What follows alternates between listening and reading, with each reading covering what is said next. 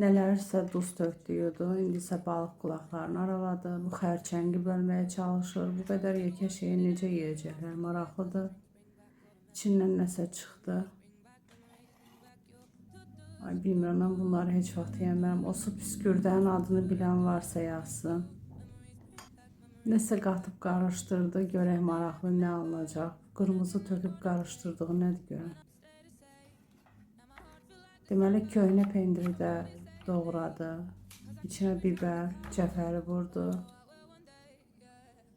Sarımsaq əzəcək ki, dadlı olsun. Baxaq nə olur. Zeytinyağını da qatdı, qarışdırdı. Gedir manqalın başına ki, orada möhtəşəm bir manqal hazırlasın. O belə balıq qulaqlarına oxşar şeyin adı nədir? Bilən varsa yorumlara yazsın. Mənə də maraqlıdır. Heç ömrümdə belə şeylər yeməmişəm. Sözün düzü. Krevetkanın dadına baxmışam, onu da bəyənməmişəm. Limona taxdığı çubuqlar çox maraqlıdır yəni.